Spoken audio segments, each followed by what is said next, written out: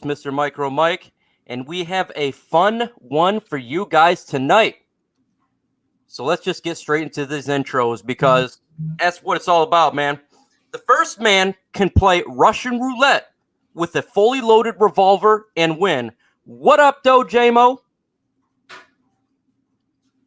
Uh-huh. Okay. Oh, J-Mo went down. What up, though, J-Mo? You back in? What's good, everybody? All right, man. How y'all doing? Hey, I guess technology's failing him right now. So, the next man tells Simon what to do. What up, though, Noble Sports? Wow. What it do? What it do? You know I tell Simon what to do. That's how it is. In the the next guy's gonna be a little bit late, folks. Luke G will be in about 5 minutes to 10 minutes, and we will get it cracking without him right now. And as soon as he gets in, we will go to his intro and begin the show for real. Now, J-Mo, can you do a roll call for me? Noble, can you do roll call, man? I can't do it right now. Oh man, no, I'm not even set. I'm not even. Okay, I'll do the roll call, man. What up, though, Stephen A? What up, though, Dr. Dirks? Marcel What's Edwards? up, General G. Berry? JGB. What's good, D-Map? Yep. What up, though? Anybody else? George Morgan, Yu-Gi-Oh! Rex. I see you all in there. What up, though, fellas? Welcome to the show. And we're going to have a good one for you tonight, man. We're going to start off a little George Morgan. We're going to start a little bit slow because our boy Luke G is going to be a little bit late, but that is okay because we're going to get this bad boy going. So I am going to throw this first question to Noble Sports. The Lions just signed Josh Johnson, quarterback formerly of half of the NFL. What is your initial thoughts on this signing? Wow. It happened so quick, man. It happened so quick, but it needed to be done, man. We definitely knew that Tom Savage, after him taking that head injury, he was going to be out on protocol, concussion protocol. And then we also knew that David Fales has looked like a high school quarterback.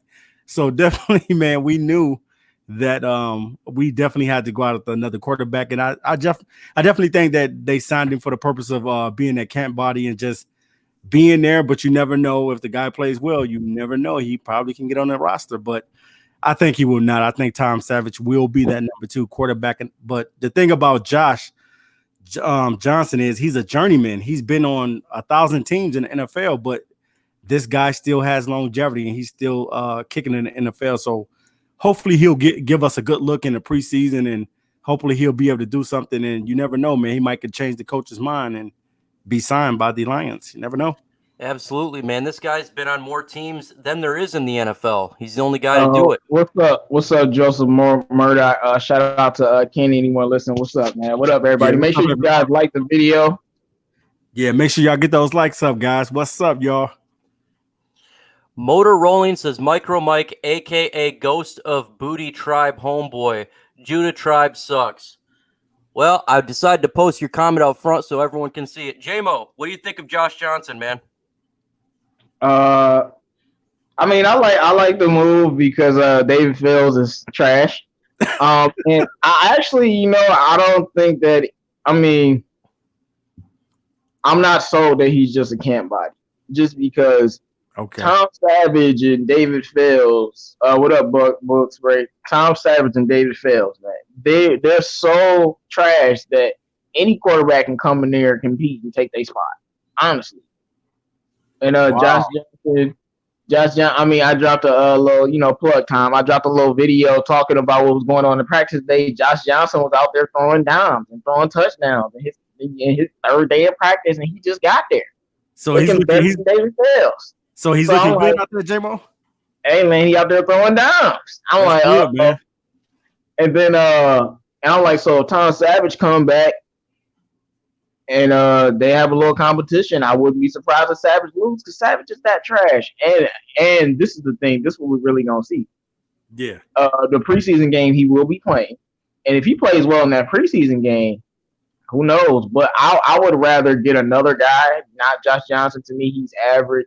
He's average at his ultimate best. So, like, yeah. Like, when he's playing the best of his life, he's just average. So I just can't, I can't be that happy about it. But again, man, when you think of Josh Johnson, it's just a veteran that's, to me, he's going to be utilized just to get through the preseason. It's not even a big signing to me at all. I think it's an upgrade from Fales, but Fales was so god awful that anyone's an upgrade over him. When it comes to Savage having that concussion, we need to have somebody in there just in case if Fales get hurt. This coming week game on Saturday, and then they can throw Josh Johnson in there for a little bit too and utilize him also for week 3 and of course week 4. So in my Mike, I gotta say one thing though. Go ahead. What if he stays in concussion protocol? Then what? Then we got to decide to look at Josh Johnson. Is Josh Johnson gonna be the backup for a while? Or is there going to be other quarterbacks that get released when teams go down to 53? So I think I know Savage has had multiple concussions. It's not just once. That's actually really Savage good. Like David Best right now, man. He need to hang it up. Yeah, go ahead and speak about that, JMO, because I'm sure you know that he's had multiple concussions, not just one. And especially when it comes to these players, man, you got to worry about that. Look, I was never confident in Tom Savage from a skill perspective. Yeah. But after his concussion, I did some research and found out that he has a history of this. And I'm like, man, that's not lining up. And he's still hurt. He's missing practice. And I'm like, if this guy misses 3-4 weeks of practice, we need to just move on and try to find somebody else. I'm not saying Josh Johnson is the answer. That's definitely not what I'm saying at all. But we need to find somebody else, whether it's some young guy picked up off of a team or something like that, because I'm not sold on. I was never sold on Tom Savage, but I'm even less sold on him now that he's injured, and this is something that is a concussion, something that can keep happening. Hey, I'm with you, man. We seen these guys in person, and what we saw was not good quarterback play, in my opinion. And so there's a lot of quarterbacks that are going to be battling other teams that they're having 3-way battles, but there's only going to be 2 on those teams. So, especially like the Redskins, they got battles going on over there. There's going to be a veteran that gets released that will definitely, in my opinion, be an upgrade over Savage. And if there is an upgrade, in which, in my opinion, I believe there will be, might as well sign him, man. I think at this point you got to have a decent backup, not even a good backup, just someone that can turn around and hand the ball off. And right now, man. We don't have too many backups that can do a whole lot when it comes to Matthew Stafford. And, man, if we don't have Matthew Stafford, if we don't have a quarterback that can do anything, we are going to be hurting for certain. Yeah, I think one thing in the offseason, we should have prepared our game notes a little bit better and looking at backup quarterbacks, man. We should have did a lot better homework than what we did as a franchise, because picking up Tom Savage and picking up David Fales, man, this is not really – what I thought that would be behind Matthew Stafford. Definitely if Stafford goes down, you want somebody back there that you're going to feel comfortable with, that person can win a couple football games. You know what I mean? And I don't feel comfortable with Savage and Fales being back there right now. I just don't feel comfortable with it at all. I don't disagree with you. Go ahead. All I'm saying is Stafford not going to go down. That's all I'm saying. Like, he's going to be healthy. So, even if this is something that you have to have, it's like touch your bases, always have your 6, have your back. But it's not really going to ever be a concern. And that's why the Lions don't take it that seriously. Yeah. I get you for sure. There was a good question that was one of the subscribers said, how much would you pay for a backup, specifically cap? And it wouldn't be that much, man. I'm not going to spend a whole lot of money. I'm definitely not going to spend a draft capital to make a trade. I would do the minimum as possible. Like JMO said, the odds of Stafford going down for a large amount of time is not probable, knowing the fact he's been the Iron Man the last 8 years straight. Right. Will he miss a couple plays here and there? Possibly. I mean, if he gets knocked down with this offensive line, it could happen. Yeah. So I think it's okay to get a good. It's Stafford we talking about, though. This is the same guy threw a touchdown with a broken shoulder. Same guy, Patrick's game was limping on one leg, throwing touchdown. Like, playing with a broken back. Like Yeah, he will not go out of the game, man. He will not go out of the game. Man. Stafford ain't never coming out the game. I'm like, Stafford, man, come on, man. Your leg broke, man. He's still trying to throw. Like, I don't care my leg broke. I still got 30 seconds to score. Shannon said, don't forget the ladies dropping in. Hey, we definitely don't forget the ladies dropping in. What's up, Shannon K? Make sure you guys like the video, man. Shout out to everybody in the chat, man. Yeah, Buffed Up. I see you here in here, Buffed Up. Shout out Buffed Up, man. Absolutely. Shout out to my homegirl, Shannon K. She always supporting. Appreciate it, man. What are you looking for in the second preseason game versus the Texans week 2, Noble Sports? Woo. Okay, going into the game, pretty much as simple as this. I want to see execution.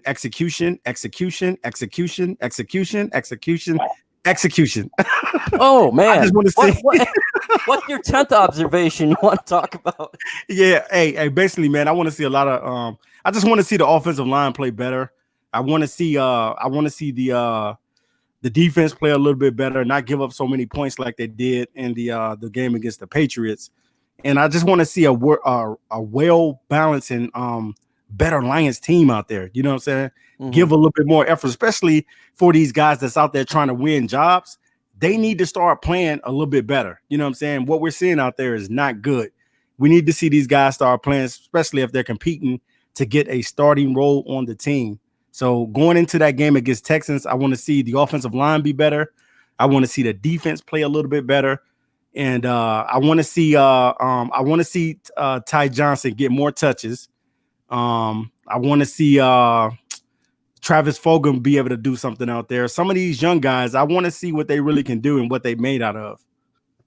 Absolutely, man. J-Mo, what are you looking for, man? Week 2 preseason. Antoine, shout out to Antoine, man. Shout out to what's up, Antoine? What I'm looking for, I just want to see the offense again. Stafford should play one series in this game, so hopefully we score a touchdown on that series. You know, get to see Kerryon. I'd rather Kerryon not play because I'm that scared, but I do want to see him run the football again, man. It's so nice to watch him run the football. I mean, he's so good. Like, he's so good. Like, I don't think people realize how good he is. But anyway, I don't think people realize it. Like, Kerryon is the real deal. Like, he's a tier running back. But no, I want to see definitely execution. And like I said last time, these penalties. Can we get rid of these penalties? That's those little things is going to be the reason we lose games. I mean, we were having shout out to Don Bird, man. What's up? Hey, shout out Don. We were having drives where we were successful with, David Fells and Tom Savage. But what was happening besides us getting sacked and people dropping passes and everything else looking trash is we was getting penalties too. So it's like you can't win even if you try. I remember one time we was about to score and then we got 2 penalties. I'm like, come on, man. One Proud 40 says 2 carries max for Kerryon, and he only gonna need 2 carries because one of them carries is gonna be a 30-yard run. I'm trying to tell y'all. Kerryon gonna hit the hole and he gonna be gone. I'm trying to tell y'all. Hey, J-Mo, something that you know what I'm saying, definitely, man. I want to see basically what I want to see. I want to see the starters play a little bit. I want to see these guys get a little bit more time. It's the second game, so they'll play at least the starting defense and offense will play at least a series. I guess a guy like Jelani Tavai probably play a couple series. That's how they do it. The first game they don't really play at all. You might play 2 plays of a drive. Second, you play a series, and then third, you play 2 quarters, and that's it. That's how. Mm-hmm. So I'm not expecting that. One thing I want to see how the backup stop the run. I want to see PJ Johnson do some more Pittman. I want to see what he does. I want to see if the league can be consistent. And I'm checking for Jamal Agnew, Jalen Reeves-Maven, and Miles Kittle all in coverage. Them together. What are y'all doing in coverage? If Justin Coleman's out there, what are you doing in coverage? Yeah. But I still want to see some. I want to see some from these other wide receivers because I know we have, but from Too Hard and Chris Lacey. Yeah, I want to see these guys. The number one thing since last game that I want to see from this game is our backup quarterback. Oh, Yeah. Can you play? That's all. Can you play? Like, can you be? And when I say that is, David Fells was so bad we couldn't even get to see any of our offensive weapons, and I think people they misconstrued that and projected that onto the entire team. Yeah. But all we need is some quarterback who knows how to throw a freaking ball when he has protection. Man, so in this game, in game 2 of the preseason, how you guys think Crosby gonna look? Because we was on Crosby. I don't think he's gonna be at left tackle no more. You think they're gonna put him at guard? Yeah, he'll look way better at guard. I'm not worried. We thought maybe he could be a tackle someday, but no, he a guard. Yeah, he ain't no tackle. He a guard. He definitely fell off the cliff, man.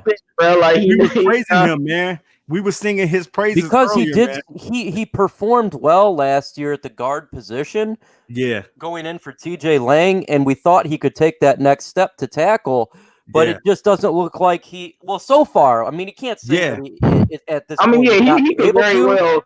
He could very well stop JJ Watt next game, but come on. He needs to learn, and right now we know he can play guard. We know that because we seen him play guard last year. So yeah, that's true. What I'm looking for in this preseason game is Joe Dahl starting at left guard. That's what I'm looking for. You ready for Joe to win the job, huh? Already? I am ready for Joe Dahl to win the job now. He's been practicing with the ones for the last couple of days in training camp. In preseason, he pushed the line. He did well. I want to see that left guard position established by Joe Dahl. I don't want to see Wiggins. I am ready to see an offensive line that is competent to hold the quarterback upright because, man, if we can't get this position solidified, it's going to be a long year. And I think Joe Dahl can do it. Now, we've seen J-Mo and I seen him in person. He is bulked up. He is definitely in shape for what he should be when it comes to being that guard to protect Matthew Stafford. And I want to see him start at the left guard when Matthew Stafford's in for his one series. That's what I really, truly want to see. That is what I'm keeping my eye on. The guard, that offensive line, needs to produce better than what it did last week. The second string and third string offensive line was playing not well at all. I want to see improvement on that line for the second and third stringers. Does it matter if one specific person that's not going to make the team sucks? No, but I want to see improvement from Bo Benshaw. I want to see Terrell Crosby be competent. If he's playing guard, I want to see him do well. I'm definitely watching that I didn't mention Deshaun Watson and his scrambling ability. I know we faced Kyler Murray, the discount version of Deshaun Watson. But Kyler Murray, but Deshaun Watson is Deshaun Watson.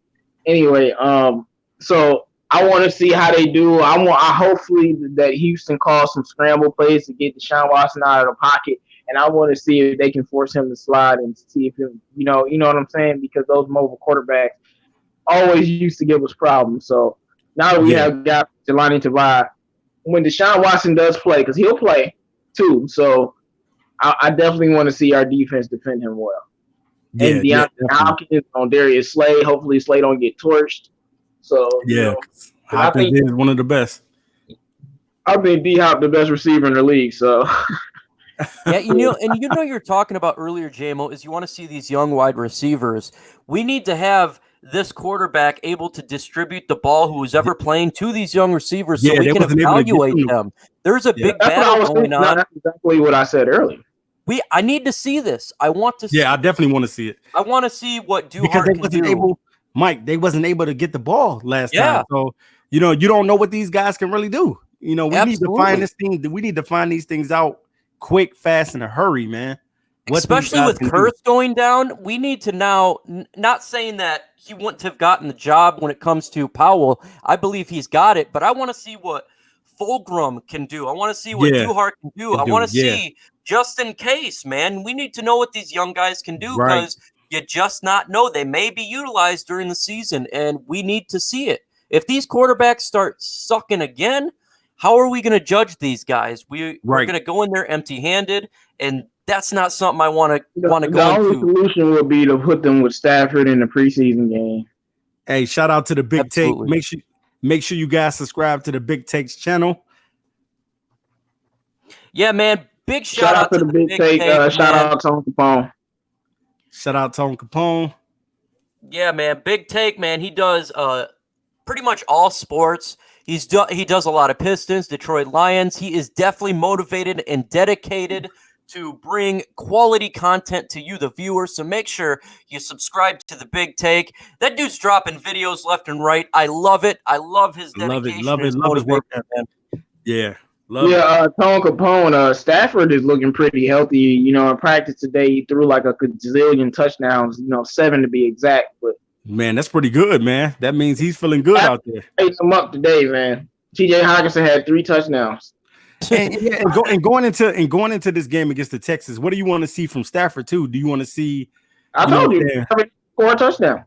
Okay. Simple. Yep. Okay. I see him get 2 carries, just like one prime 40 said, and one of them gonna be for 40 yards. Watch, and I do want them to score. Yeah, yep. I definitely want them to score, man. I definitely 100% with you there. I want to see Stafford on his one drive that he's gonna get.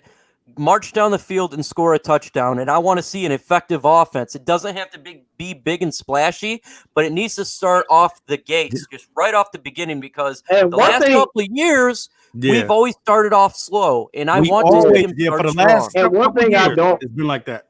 One thing I don't want to see, no offense, I don't want to see CJ Anderson, because I just feel like he can mess up that drive for the team if he rushes for like 2 yards. Like he might do.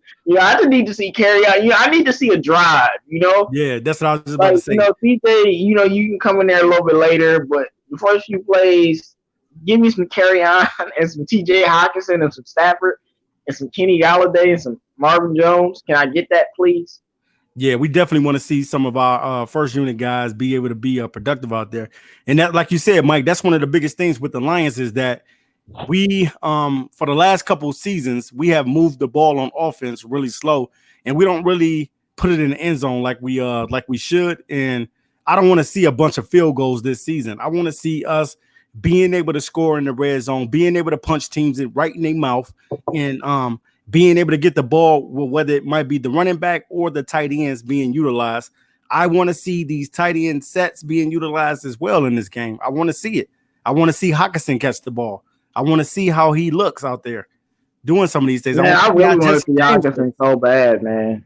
Yeah, we want to see these things. I definitely. I mean, you ain't gonna see Hawkinson to the third game though, for real. But Tone Capone said he wants to see us get after the quarterback. I definitely do. We couldn't create any pressure at all. We had 1 sack that preseason. That was pitiful. That's horrible.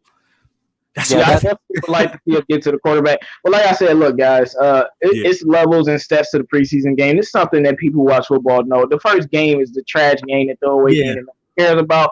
Second game, you care about it for about a quarter, and then you throw that game out. And then the third game is the game that you play 2 or 3 quarters. Don't they play J-Mo? Don't they play the whole half? Like I said, they play 2 or 3 quarters, and that's the dress rehearsal game. So that's the game that really matters. This one is just another step, but since we practicing with Houston, I want us to do good because I know Houston has a talented team. I don't know about their depth, but I know they have a talented team because I really don't even care about the third and fourth stringers. I want to watch our first team against their first team because I think you want to see like you said too, and you want to see how the Lions can contain a mobile quarterback because the first game of the season you got to go out to Kyler Murray because Kyler Murray, not only can he run the ball, he also is accurate. That's one of his things that I saw at the camp, that this guy is very accurate with the ball. Even though he's short in stature, this dude gets the ball right on target, man. So that's something that you got to prepare yourself for that game against Arizona. And while I'm here on this point, I've had a bunch of subscribers ask me this question. Micro Mike, we have heard reports that Kerryon Johnson and Ty Johnson were in formations on the field at the same time. How do you think about that? Are you excited? Yeah, I love the Johnson & Johnson backfield. This is something that I know a bunch of my subs wanted my view on it. You know how much I like Ty Johnson. Yeah. And again, we have so many weapons on offense that's just another weapon to me. That's another crazy formation that Darrell Bevell can come up with. You don't know if it's a run or a pass, and that's what I like. And you know what? This backfield, the Johnson and Johnson, what I envision for both of these guys, the Kerryon Johnson and Ty Johnson, is to be a sort of like how Dante Freeman and Tevin Coleman was. Do you remember how? Gonna bring up Devontae Freeman and Tevin Coleman? Yeah. Just like that. You know what I'm saying? Both guys able to catch out of the backfield. Both guys able to run. I think that Johnson and Johnson definitely could be that type of combination and could be that type of tandem in the NFL. I mean, like I said, when I was telling y'all up there, I just want to temper expectations for Ty Johnson a little bit. Because I think he's more of a gadget guy. I don't know if he can run the football on the NFL level. Now, if he can, then that would be amazing. But I just, I don't know yet. I still need to see more. It just I think what it is, J-Mo. Said I want to get a good look at Ty Johnson. Yeah, everybody want to see Ty Johnson because we want to know because what's his name is only here on a 1-year deal, CJ Anderson. So we want to see what Ty Johnson can do because he possibly is the backup to Kerryon. So you know what I'm saying?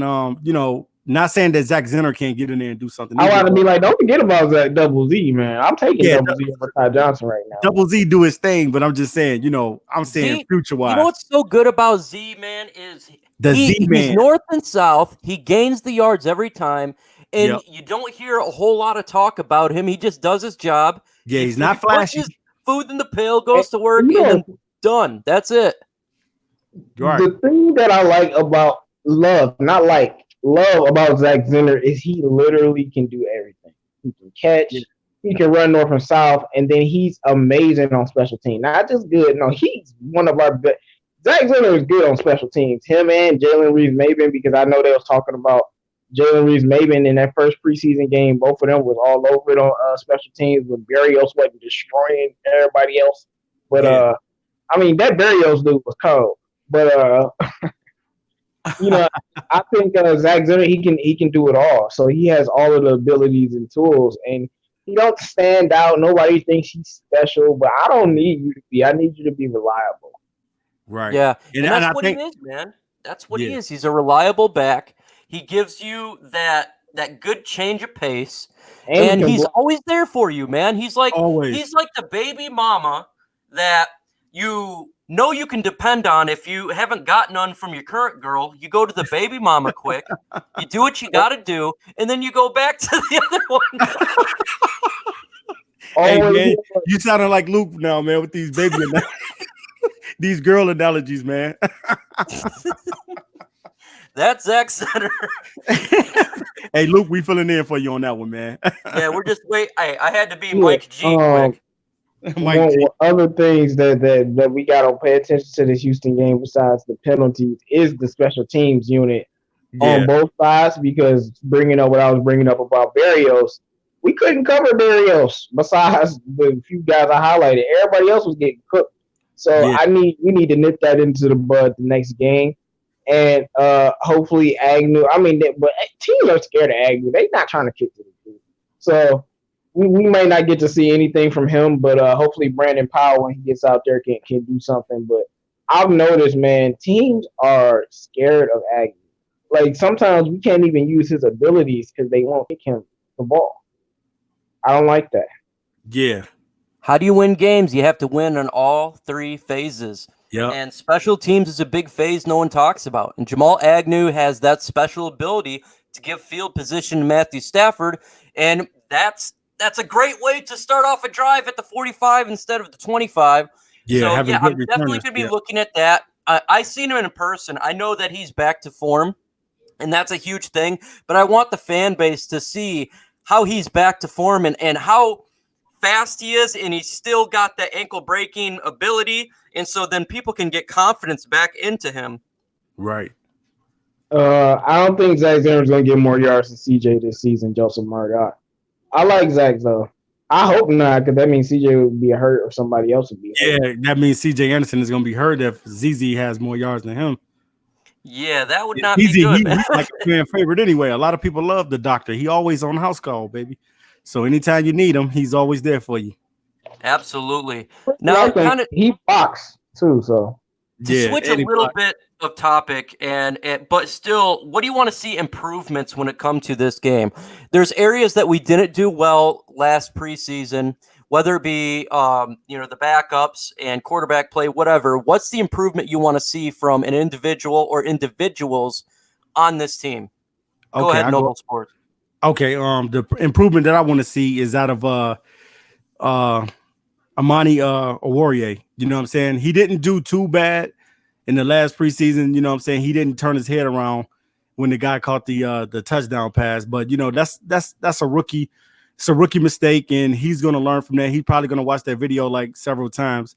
I just want to see the corners play better, man. I want to see really how Tavai is gonna look out there. I want to see these guys get improvement from being able to cover the tight ends, because that's something that the Detroit Lions have suffered with over the past couple seasons, not being able to get back and cover tight ends. We have to be able to stop tight ends this season. And the last time the Lions were really, really good at covering tight ends, we had DeAndre Levy as a linebacker, and he was able to intercept a lot of those passes. So definitely, man, if we can get back to that, then I definitely think that there's the improvements that we want to see will be there. But I'm definitely looking for Monty to be a little bit more poised in this preseason game and not give up those big plays. What I'm ready to do is introduce you to the man who finally made it to the round table. He once broke open a piece of candy and a piñata came out. What up, though, Luke G?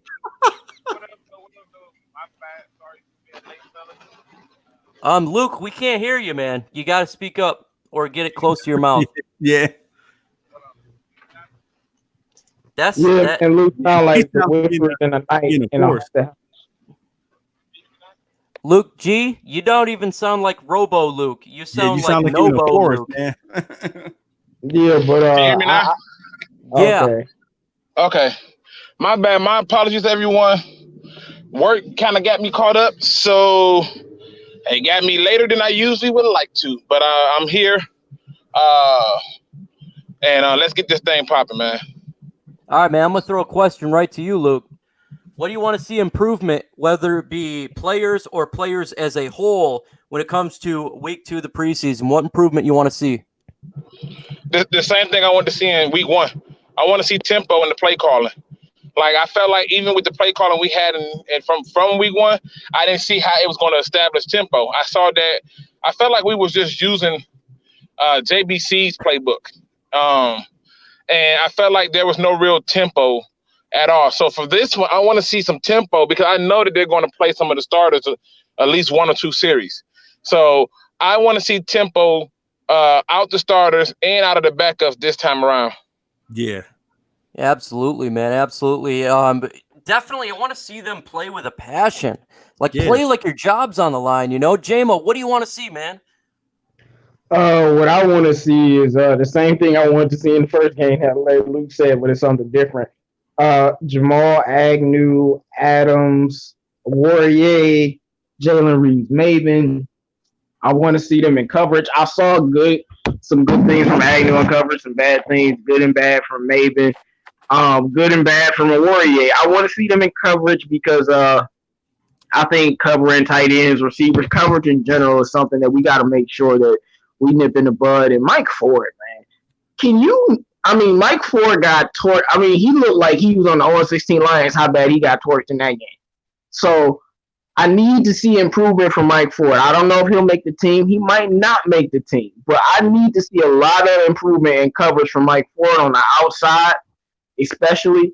I want to see Tavai do well. And the last thing is our offensive line blocking schemes, run blocking and pass blocking. Y'all, I need to see y'all step it up. I need to see y'all step it up big time. And the same thing reversed with the trenches. I need to get some sacks. You know, I need to see y'all get sacks. Absolutely, man. It's time to get those sacks. It's time to put pressure on the quarterback. Yeah. But what was difficult is a lot of our defensive line starters are just not playing, and which is fine to me. I don't want them playing, because one thing I want to see improvement on is lack of injuries, because I think we had 6 go down in the Yeah. preseason game last week. And what I want to see is 0 injuries, because injuries are terrible, specifically in the preseason. We can't be having these injuries, man. They need to get. Go ahead, Noble. Yeah, we didn't see that happen coming, man, from Curse, man. We did not see that injury coming. And that's one of the biggest things. Like, you want to come away from this thing unscathed in the preseason. But, you know, nicks and bruises and all that type of stuff in football is going to happen. But at the same time, significant injuries like that, man, we did not see that coming. But I definitely want to. I just want us to come through this thing, especially with our starters, man. I want no, not with the starters, with the backups. The reason why I'm saying the twos, because a lot of these guys are going to be filling in throughout the season. So you want to see your twos be able to get pressure. You want to see guys be able to get sacks and get to the quarterback. You want to see other guys besides the number one guys be out there and being ball dominant. You want to see the backups be able to do the same thing. That's when you know you truly got depth on the team. When those guys can I do want to say one thing though. Our defensive line is so deep that our twos are ones. So the guys that we were seeing, those guys are literally all threes and fours and fives, because our defensive line is that deep. So our H9 is a 2 on our defensive line. I don't know if I say that. I mean, I saw some people who's going to be out there in terms of the 2s and the 3s. That's on the line. And I think at the end of the day, it's not about the sack that you're going to get, but you want to see them generate pressure. You want to see them generate push. And I thought that they did establish the line of scrimmage early on in the game, but they were not consistent enough to say that, okay, yeah, we established the line of scrimmage, but there was no pressure. And I think that was concerning. For me, with the week 2 game, I'm expecting to see some push and some pressure, whether that be from the linebackers or the D-line. But I don't know if I'm ready to say that D-line we saw were 3s, 4s, and 5s. I don't know if I'm that far yet. Oh, who wasn't? Because, I mean, PJ can make the team, but other than that, I didn't see anybody on there that would make the team. I did see someone that performed well, but he got injured, and that was Kilgo. Before he got injured, he was decent. He was playing all right. Yeah, he was doing pretty decent. But again, we have such a thick defensive line. Seeing these guys making the team, it's going to be very tough. I mean, I think practice squad is more reliable for them just because the depth that we have is just bonkers, man. And quarterback's going to be feeling it this year. I mean, when we talk about depth and the talent, even Mike Valenti talked positive about the Lions and about what he thought about the Lions have a mass amount of talent. He said that the Lions could get 9 to 10 wins. What's your thoughts, JMO? What do you think about that Valenti said that? Valenti full of bleep. But, I mean, you know what? It actually does make me upset, because it's like I've watched and listened to Valenti for a long time, and all I've gotten from him is you don't know anything about football and you're pretty stupid. But now, for 1 second of your tenure at this radio station, you want to have a bright light of football in your head. I know you've been watching us. I know you're listening now. Because I can't stand this take, because out of nowhere he's all supportive and looking at the roster. Oh, I'm looking at the roster and you're going to be good. Man, I don't think he believes it. And I think he's just being a copycat. But at the end of the day, it's good for him to get that narrative out there of the truth. I mean, you look at this team, you look at this roster, there's no way we win in less than 8 games. That's just, to me, that's impossible unless everybody gets hurt. There's no way. So, hey, I'm not taking it that serious, man. It's Mike. Absolutely. Noble, what do you think about Mike Valenti actually saying that? Kind of shocking, if you ask me. Man, Mike Valenti praising the Lions. Come on, man. What kind of, is he being sarcastic?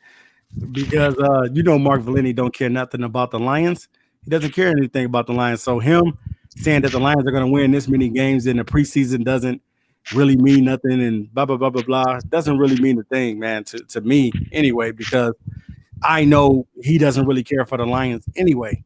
So being able to hear something positive from him is like it's like war, you know what I'm saying? Hip hop hooray or whatever, whatever you want to say, but it doesn't affect us, man, what he's saying, because at the end of the day, Mike Valenti is a clown, and he doesn't know what he's talking about when he's talking about the Lions. He's always just bashing these guys. So that's what I think about Mike Valenti. Luke G, I'm gonna throw it to you, man. I'm sure you've seen the video where him talking good about us, and I want to hear your thoughts about that.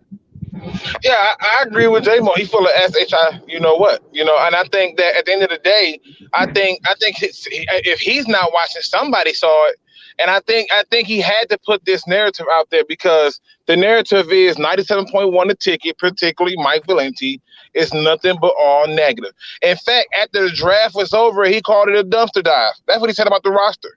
And then in that same insert, he says, was I thrilled about you taking TJ Hockenson? Nope. Don't have to like it, but I can understand it. And I'm like, nah. See, that's called straddling the fence. He never really took a stance in it. He just wanted to put out something positive because all the reviews and everything come in and say, hey, you don't say anything good about the Lions. When they win, you don't say nothing good about them. When they lose, you got everything in the world to say. So to me, I think what it was him, one, trying to say, see, I do say nice things about the Lions. And try to tell the listeners, like, see, I do. But he said in that same insert, I can care less about this thing. They can ship out and leave, and we get an expansion team. That's what he said in that interview. Yeah, he did say that. Yeah, he did say that. You know, right. and so he don't really care, but he needed to put out a narrative that say, see, I don't just say negative things about the Lions. I say good things. I say do that whole thing. I hate your franchise. I hate your coaches. I hate y'all. Yeah, he put all that. I like y'all. Because what he did was he was trying to set himself up so if the Lions fall on their face, he can say, oh, I gave them praise. Hey, Sully, play that back where I talk so highly of them, and this is what they do to you. This is why this team is this, and this. He's praying for their downfall. That's what he's doing.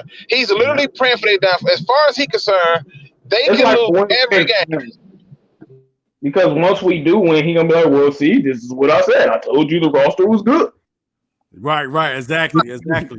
So he rode the fence. If you ride the fence, if they're good, he can say, "Oh, I said they were good." If they're bad, he gonna say, "See, I said they were good and they're bad. They proved my point. Why they're a dumpster fire." Yeah, the whole culture. I don't care about Patricia anyway. Listen, the man hates that Patricia, and I don't understand it. Listen, the man shot down every good move the Lions made this offseason, and then in one moment he comes back and says, oh, this roster, blah, blah, blah, blah, blah. Yeah, the only move he didn't shoot down was Snacks Harrison. Yep. I was just going to say that, too. That's the only thing he ever loved. Down. No, he definitely didn't shoot that down, but I'm just saying, he act like that the Lions just had this thing, but I'm talking about in the offseason. Snacks was acquired during the season. In the offseason, he shot down everyone. Oh, you pick up Danny Amendola. What is he going to do? Oh, you picked up Jermaine Kearse. Big deal. I mean, he's gunned them all down in old school gangster fashion. And now he comes out with start acting like this roster is this, and this. Now, the sad part is I do agree with him. I do believe this team has more than 6.5 wins. Yeah, I believe that. Yeah. I told y'all, man, in Vegas, every person with a brain, you need to go, just put a little bit of money on that because unless you think we're going to win 6 games. We winning more than 6 games. That's just an easy, quick payday to, help you out in life. Nothing big. But I'm just saying, and Chris Spielman was talking about the same thing. He looked at the roster, and based on what the roster has, that's the same thing that I've been saying this whole offseason. I'm looking at the team. I'm looking at a top 5 defensive line in the NFL, maybe the best defensive line in the NFL right now. That's what I'm looking at, and then I'm looking at a lot of weapons along with better coaching the second time around. So exactly. You got to base, when you make judgments, you got to base on what they have done. And in my opinion, the Lions had a great offseason. Better offseason than I thought they were going to take an approach of. I mean, they literally got pieces that fit the system they want to run. They got rid of a coach that definitely did not fit the system. They added a coach who does fit the system in Darrell Bevel. They got rid of players that were a big negative to the team when it comes to the tight ends we had, as well as Lawson. Right. They did everything possible they can right now to make this team better, except for the guard position. And I still don't believe it's over when it comes to the offensive line. I do, in my opinion, believe that they will probably pick somebody else up, whether it be waiver wire or not. When Mike Valenti is talking about this team and he's saying, we can win the 9 to 10 games. Again, I do think it's fence riding. It's the idea that if they do bad, I can say they suck. If they do well, I could say, well, you heard me say before they did 9 and 10. You're not jumping on a limb there. Just simply jump on a limb and stay with it. Whether it be if you think the Lions are going to suck, then just say they're going to suck. If you think they're going to do well, then just say they're going to do well. There's no need for this fence sitting. Just be yourself and who it is and let the chips fall. You know what I'm saying? I mean, that's the way I see it. Chris Spielman did. Chris Spielman was like, I think they're going to win 10 games. 10 games. And that's a good assessment. That's pretty good. Straight up. Like, it is what it is. And he said because the team is better. Do they got a better product out on the field? Yes. Is it a better team? Yes. We know that it's a better team, but now even though that you know that it's a better team, now you got to put the results out on the field. Now you got to win. Now you got to shut the mouths of the critics. And you know what? When it comes to the players on the field, we have a lot of weapons this year. So if it fails, there is definitely going to be criticism to be had because, in my opinion, the roster is upgraded. The coaching staff is upgraded. There's not a whole lot of excuses. So they have to perform. And what the Vegas gives us 6.5 wins. I definitely see them doing better than that. Like I said, I could see them doing 11 wins. And so if they fall below my mark of what I believe, yes, to me, that is a failure. What up, though, J-Mo? I hear you wanting to speak. No, I was going to say, but this goes back to what I've been talking about in general with the media this whole offseason. The media has been the most unusual I've ever seen it in the Lions offseason. I mean, we've received the maximum amount of hate, like more hate than usual years.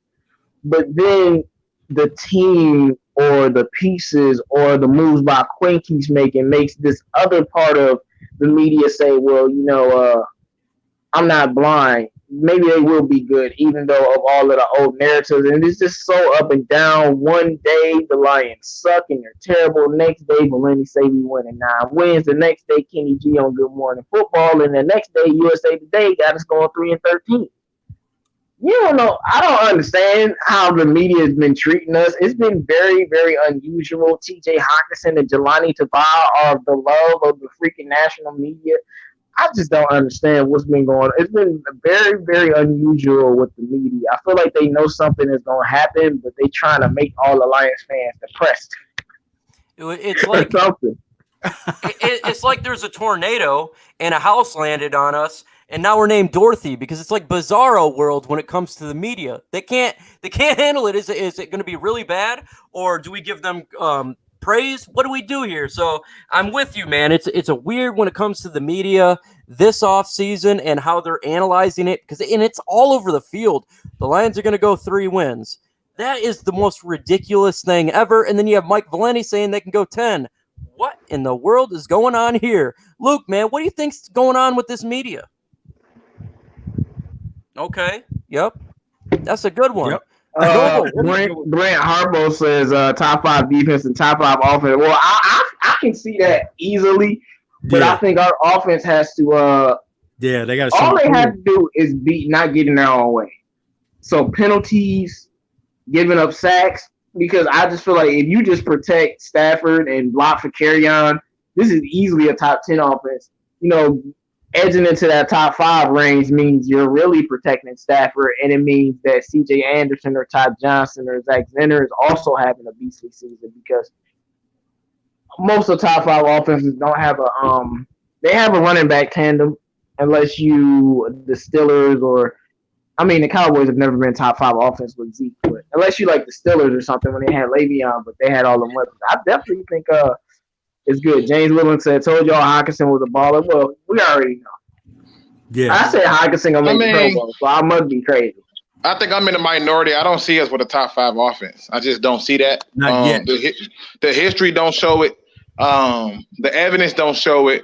But would they be a more competing in the top 15 to top 20 range? Yeah. Yeah, I say 1 through 15, somewhere in there. No, I mean definitely 15 to feel 20. at least I'm 10, talking about at least like 10. I feel like more the 15 to 20 range because to me, No you way. got to understand. You got to understand that he's had offenses where they've had top 5 rushing attacks, but their offense totally was like 19, 20, 21, and they still did well in the playoffs in the regular season.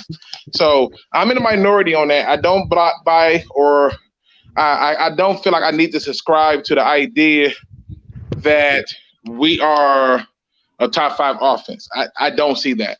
Yeah, I don't see it. Not yet. Not yet. We got a lot of work to do. Well, I J-Mo, just think you can compare this to Seattle, though. Different quarterback, and they didn't have the same caliber of weapons either. I think the Lions offense are going to be very well. I think they definitely could be top 10. And the reason for this is we have so much weapons when it comes to the tight end position, the running back position, and of course the defensive line and defense as a whole. How do you score points? How do you rack up those numbers? You get turnovers. I just feel that we're going to get more turnovers this year than we usually do. Plus, our special teams is going to give us fairly good field position, average above the NFL. I just think with Matthew Stafford and these weapons, he's done it before. I definitely could see us putting up some good numbers this year. Yeah. Yeah, but I don't know if I subscribe to offense with Joe Lombardi. You can have a top 10 offense with anybody. I'm sorry.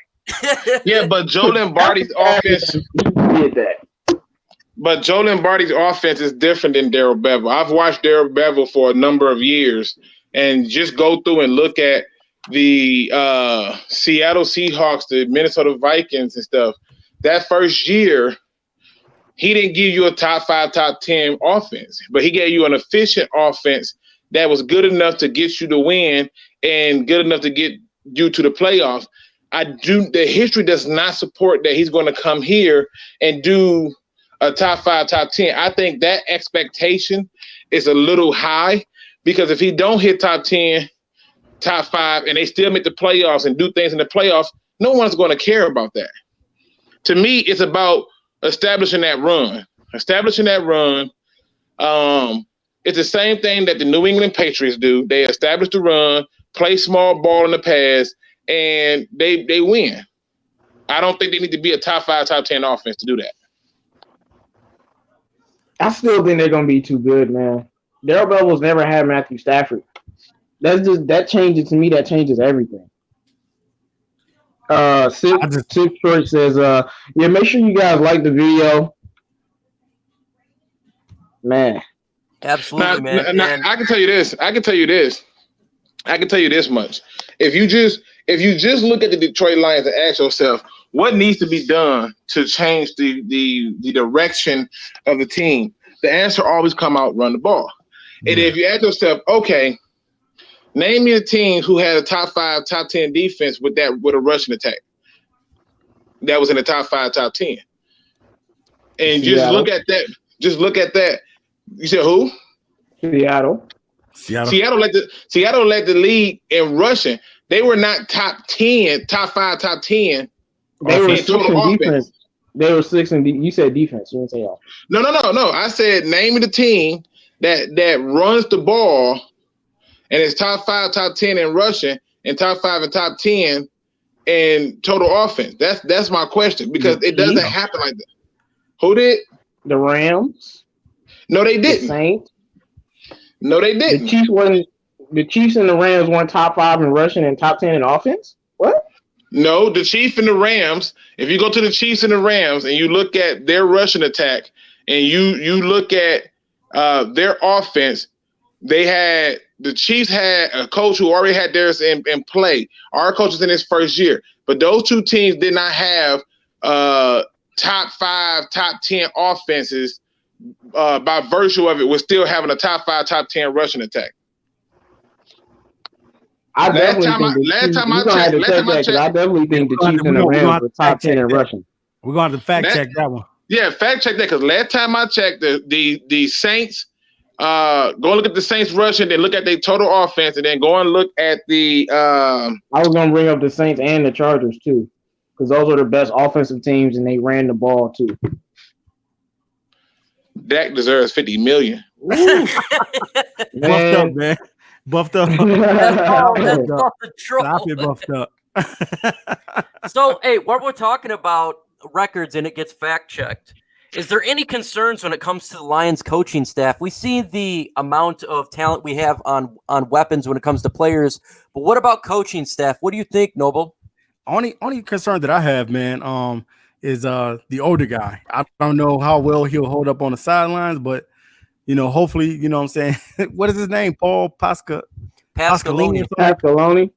Pasqualoni. Yeah. My biggest concern is making sure his health is good on the sidelines.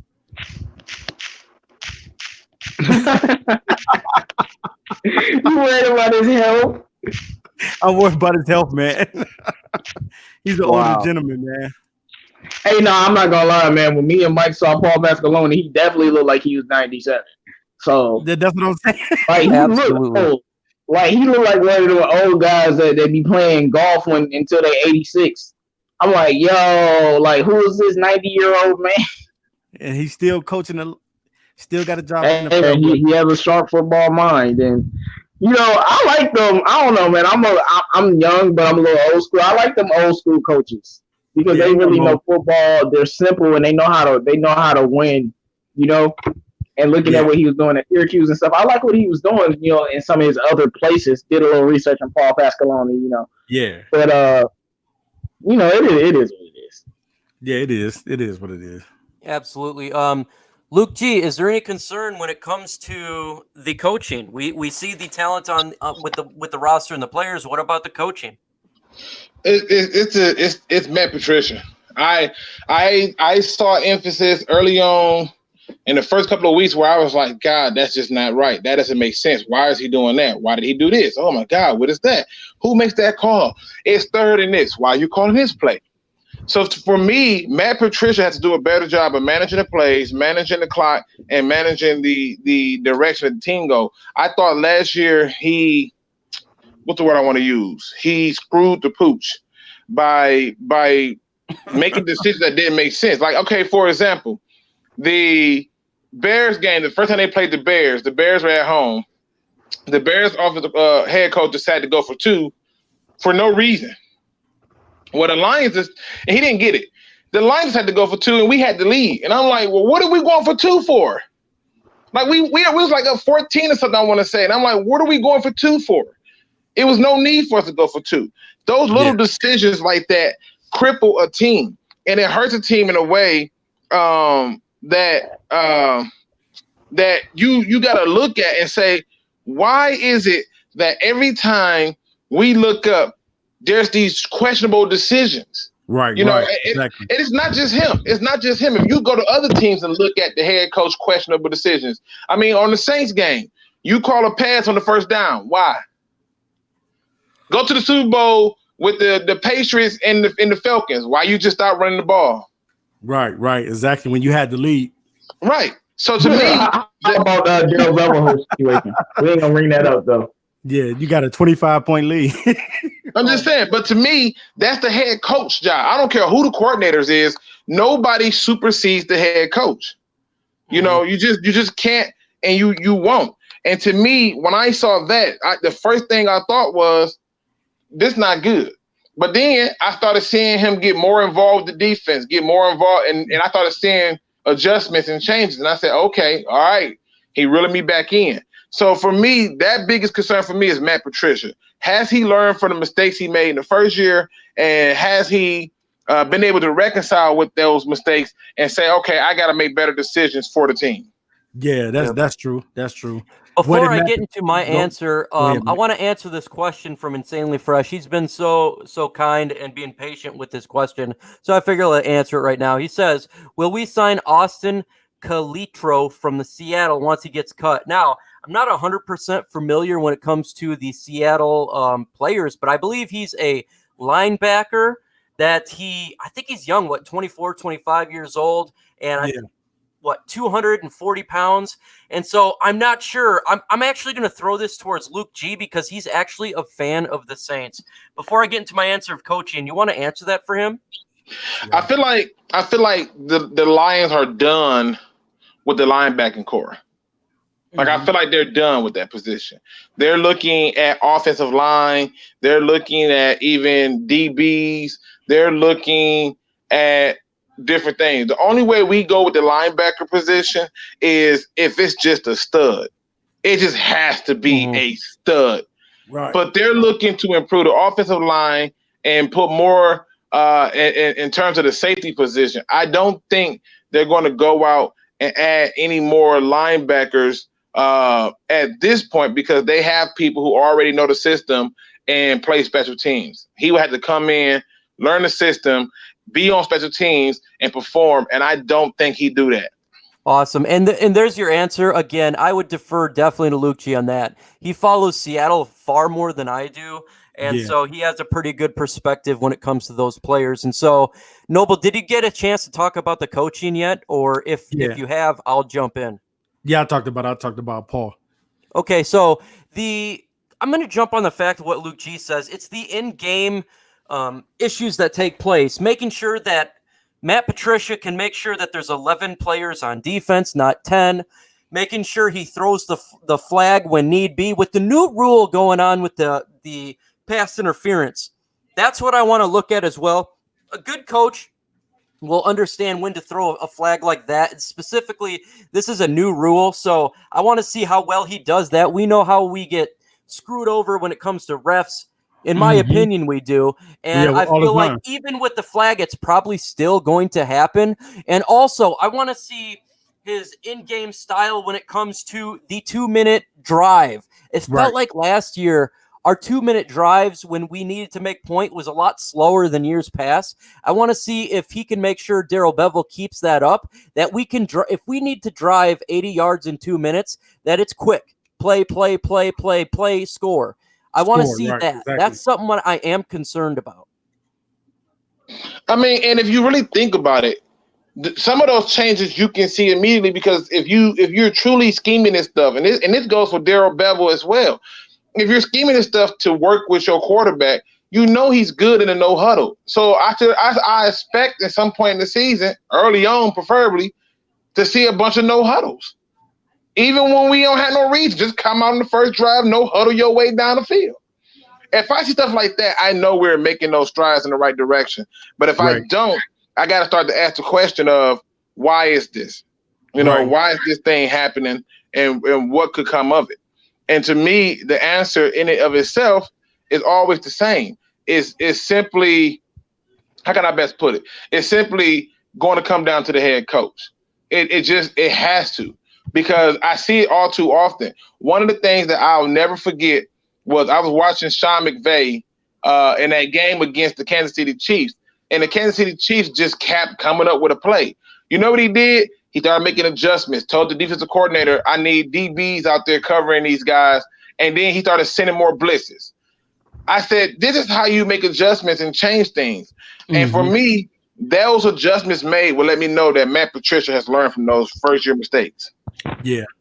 What up, Doe? No Miss J. Welcome to the chat. Make sure you subscribe to No Miss J. He's a fellow DSA member, and he got some good content. He's really good when it comes to talking Detroit Lions as well as Pistons. So if you've not subscribed to our buddy, our pal, No Miss J, make sure you do so. Yes. Let me jump to the next question, and this one is a very interesting question here. So, will the Lions regret drafting any player in this year's draft over another player from another team that they could have gotten? Noble Sports, I want to throw this to you because I know there's a specific cornerback that you believe we should have drafted instead of a linebacker. Well, I can't say I specifically wanted to draft this guy. You know what I'm saying? Oh, okay. Yeah, you already know who we're talking about. Okay. I mean, it didn't sound like that last time, but I just thought, okay, go ahead, dog. My bad. Well, okay, since you guys want to try to put me on Front Street, okay. We still love you, man. We still love you. Whatever you want to say. This is a free space. Okay. You pick whatever player you want to pick, man. Okay, it's not that I wanted a Pacific player. You know what I'm saying? This player, only thing I'm saying about this player and about this guy specifically is that a lot of people pretty much is down on him and kind of saying like, well, are you insinuating that he's going to be a bad player or are you saying he can't tackle? What are you saying? Because The reason why I said the Deion Sanders thing with him, not comparing this guy to Deion Sanders because he can't be Deion Sanders, but just saying Deion was not a great tackler. He did not tackle well. If you go back and watch film on Deion Sanders, he was not a good tackler. He was a guy that would shut his man down. He was a great shutdown corner. And I'm saying those same instincts can be in this player, and he's no other than Greedy Williams. I think that Greedy Williams has great covering ability, but no, he cannot tackle. He's not the best tackle in the pursuer of tackling, but I think that this guy's cover skills is pretty good. Hey, absolutely, man. I hear you for sure. Luke G or J-Mo, you want to go ahead and go? You make your point about Deion Sanders not being a great tackler, but he could cover. But guess what? He can cover like Deion Sanders. So unless you can cover like Deion Sanders, you need to know how to tackle for all corners. So unless Greedy Williams is out there covering like Xavier Rose on his best day, a Slay on his best day, a Casey Hayward or a Jalen Ramsey or a Darrell Revis, right? That boy need to learn how to tackle. And I don't think a lot of people were saying he was trash. We were just saying this dude's not a first round pick. Right. Anyway, my player, I guess I'll go, is Will Harris. I don't know if we should have got Will Harris where we got him. That was the one pick that actually surprised me a lot. In the third round, we could have went in a different direction. That was the one pick that surprised me, but I don't think that we will regret picking Will Harris. But it might be some players in that third round that we might have wanted instead of him. We'll see how he stacks up with the rest of the third rounders, because that's the one pick that surprised me. Rest of the picks I'm perfectly fine with, unless we passed up on Josh Allen for TJ Hockenson, who we did. Right. That's another. I was just about to say that. A lot of fans wanted Josh Allen. They wanted Josh Allen, and they were mad when we got TJ Hockenson, and now TJ Hawkinson's not. We didn't have TJ on the team right now, and we had Josh Allen, and we still had like Jesse James and stuff. Oh, I mean, yeah. Great regardless. So the team would be great regardless, but yeah. Go ahead, Luke G. Is there any player that the Lions are going to regret where you could switch a play or what? What do you got? I think it's going to be a couple. I think it's going to be a few players for me. I think Will Harris is one of them, because I feel like there were some other players there who I think could have came in and had more of an immediate impact for us. That I think could have did a little bit better for us than Will Harris, and the fact that we traded up to get him was interesting. But I also look at the pick of P.J. Johnson. Although I understand why they took him, you were sitting there with that pick, and you could have brought in Tyree Jackson. You could have brought in another late round quarterback and say, okay, listen, we'll give you a chance to groom and learn and stuff like that. I get it, but I think that the Will Harris is one of the ones that's perplexing to me. In the case of what TA was talking about in terms of Greedy Williams, I know a lot of fans wanted Greedy Williams over TJ Hockenson. They wanted him over Jelani Tavai. Yeah, and to me having the cornerback, to me, doesn't make a difference, because most cornerbacks don't come in hitting the ground running. There are a few far in between on that. You had Marshawn Lattimore, who did it one time, and you had Jalen Ramsey. But outside of that, look at some of the other top notable cornerbacks who came in, and they didn't look good. The Eli Apples of the world, the Morris Claibornes of the world. There are so many people who came in and did not hit the ground running. So I think, hey Luke, and I think what's the name? I think he's going to get an opportunity to start. DeAndre Baker. It looks like he might have an opportunity to start with the Giants. So we're going to see how that plays out for him, because I was really high on Baker. Thought he was one of the best. I liked it, Baker too. I just thought that there were some people better than him, i.e. Byron Murphy. Right, Byron Murphy will start, especially with Patrick Peterson out. So we're gonna have to make sure Kenny Golladay torch him up real good. Yeah, Byron Murphy will be out there. I mean, to me, if he don't do it, then we got a problem. Yeah. If he can't, I'm not concerned. He ain't ready for Kenny G. And that's but my thing is, if he don't do it though, if he does not actively do anything, I would have a problem with it. But for me personally, I really do think it boils down to just having players that fit the system. And while I can sit there and say, yeah, I'm not too sure on the Will Harris pick, I can still say, I feel better with other players besides Will Harris. I can say that, but he fits a system, and that's all I care about. In the past, we didn't have that. We didn't have people who were fitting the system. We had people who just got picked up. When we drafted Kyle Van Noy, I could have not been more confused in my life. I was like, why? Why are we drafting this guy? I thought he was going to be another DeAndre Levy for us. I thought I was wrong.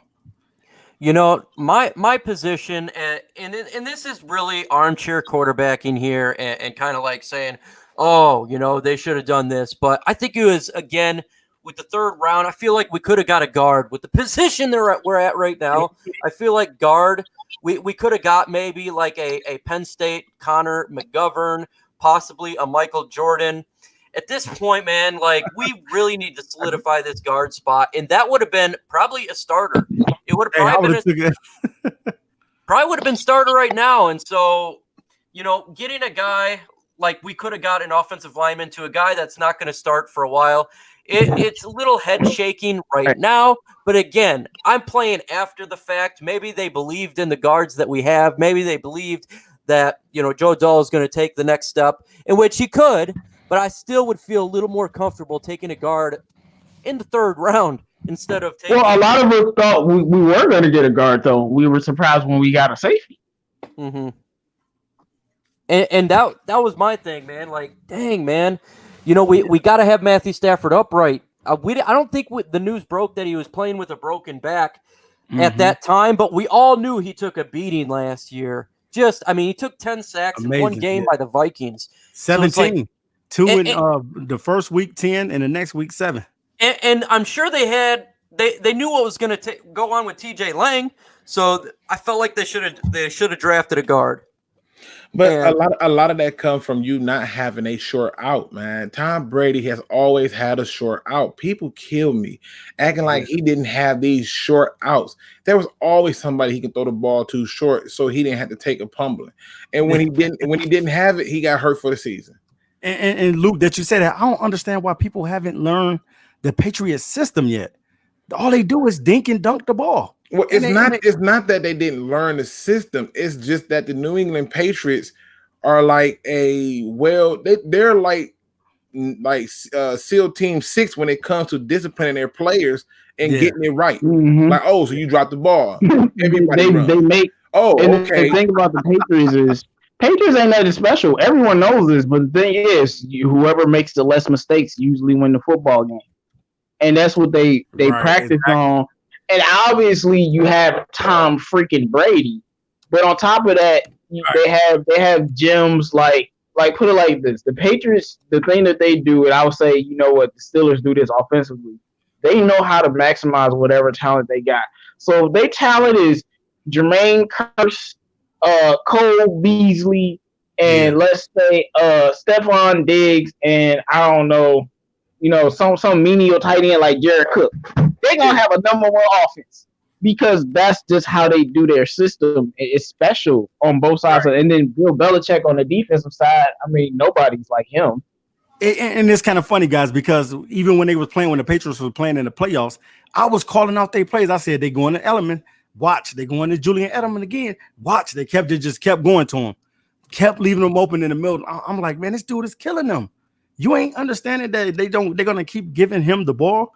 And I don't think a lot of teams understand, like, Julian Edelman is good. He's not, he ain't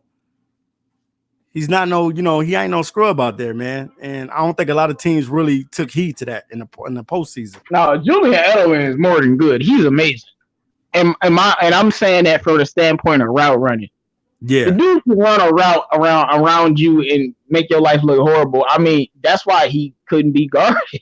His routes were so good and the system is set up for him to succeed. Yeah, he was killing the middle of the field. Mm-hmm. But it also was more so. It also was more so of they ran off 4 minutes. 4 minutes. Yeah, they did. Clock. 4 minutes. Think about what it takes to run off 4 minutes in a game that you gotta have as big as the Super Bowl, and you kill 4 minutes. They just couldn't stop that run. And that wasn't the first game that you've seen this type of style. Right, exactly. And to me, a lot of it is not even the Detroit Lions just not being able to not have a run game, but a lot of it is just not having a system that makes sense for the division and a system that makes sense for winning. That's where the failures came in at. Right. Mm-hmm. Folks, I am going to give you guys you guys give us the question and we're going to answer it. So that we are throwing this to you. Go ahead and give us a question related to the Lions and we will try to answer it. And so here we go. This is one, James Willis. I talked about it a little bit earlier. I don't think you were on, but I might as well answer it really quick for you because I know you've asked me a couple times about this in my comments section. He says, what about Johnson and Johnson in the backfield? Luke G, were you? I don't believe you were here for this. Luke didn't answer, did he? He didn't get a chance to go answer. ahead and Luke, you go ahead and answer this one. What do you think about since the formations in practice, they've seen Kerryon Johnson and Ty Johnson in the backfield. Does that excite you? What do you think this is going to play out through the season with those two? I don't know if it's so much of an excitement for me as much as it creates a different mismatch. Like if you were to put CJ Anderson and Kerryon back there, you pretty much would guess that Kerryon is the pass catching, running back. You would kind of overlook CJ a little bit. But with Ty, you just don't know. And then he got speed. So here's a guy who can catch the ball, who can run after the catch and stuff like that. But it makes for a more complex situation for a linebacker. Do I run with the fast guy and let the guy with a little power and quickness get the ball? Or do I take the guy with the power and quickness away and pray that this rookie is really not as good as he looked in the preseason? So to me, I think it's a matter of it's a matter of just creating that mismatch for the other teams. So if you're going through and looking at the division, the Bears do have linebackers who can run with Kerryon Johnson. Yeah. Mm-hmm. Maybe Roquan Smith might be able to run with Ty Johnson. And that's a big if. Yeah. But you go to the rest of the division, them guys not running with our with our running backs. It's just not happening. Right. Now, JGB, one of the most loyalist Lions fans, has a question, and I'm going to throw it to you, Noble Sports. He says, did y'all read the story on NFL.com about the top 9 defenses? Lions were the only NFC North team not in it. What do you think about that, Noble? Wow. No, I did not, JGB. I did not get a chance to read the top 9 defenses, and the Lions was not on it. Well, I can see that. I can see them putting that out there because in all actuality, it's kind of true. You know what I mean? We're not a top 9 defense. We're not there yet. We're just not there. And you know what I'm saying?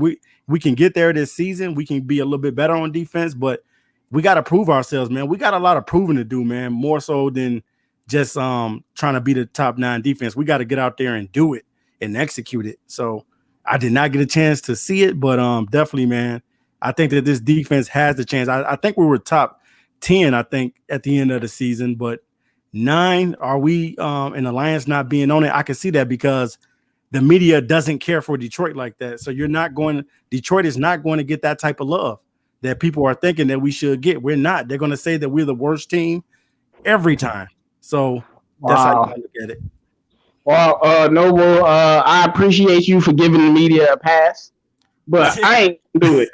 Kill him, Nemo. Kill him. Let's do it, man. Kill him. Because this is why he said every team but us. Now, if it was just the Vikings and the Bears, you wouldn't hear a peep out of me.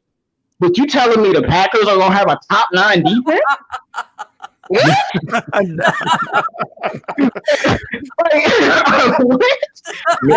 J-Mo been around me too long. He like, listen, what do you mean? right. The Lions are closer to having the best defense in the division than having the worst defense in the division. Like, I very, very believe we will have the fucking best defense in the division. And the fact that they put the Packers in there and not put us in, that's just completely disrespectful because we were 10th in defense last year. Minnesota was not. top 10 in defense last year. And we know where Chicago was, top 5 somewhere. So, no, I'm not giving them a pass for that. Y'all should be ashamed of yourselves putting the Packers top 10 defense. You crazy. Well, you know that's what the media gonna do, man. They're gonna put the book there on this because I know you got something to say about that. No, I mean it's ridiculous. I mean, who did the Green Bay Packers add that put them in the top 9? Richard Gary. I mean, that's what we doing. Richard Gary. Richard Gary coming in. He's setting it off like that. Preston Smith.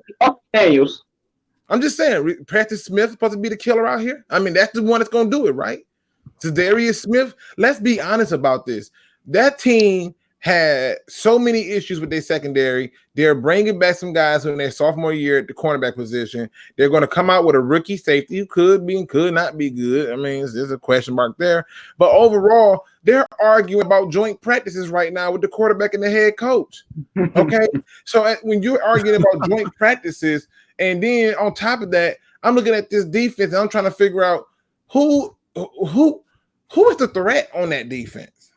Like seriously, if you I don't know, man. You know, it's funny. It's only one player on that defense that I actually like, and that's and it's not because he's great. I just like what I've seen. I like the cornerback Kevin King, but we seen what Marvin Jones did to him. So I don't know. I don't know who they have. I like Blake Martinez too, but I like Mike Daniels to be honest with you. But I don't know understand though. But even Top Tier says, and after losing their most respected D lineman to us, how are you top 9? After you say the name for defensive lineman, and you say the following names, just stay with me. Kenny Clark. Who else? You mean to tell me Lowry is about that life? Come on, man. Y'all got to stop playing with me. John Gary, he's a top prospect. You know, he's better than Chase Winovich, right?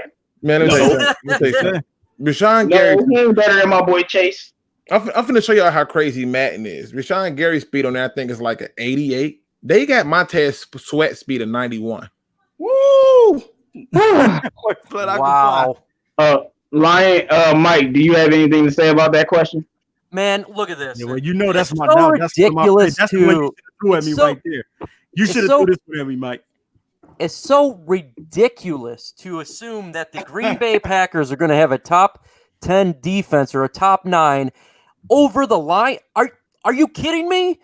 What, they have nothing on their defense. Their defense has always been bad, and it's going to continue to be bad because their team simply rests all on Aaron Rodgers. Right. It just doesn't make any sense. People go down on them and kill their yards on them all the time. So I'll just add to it that it's ridiculous. You could say, hey, the Vikings would be up there. They lost their coordinator.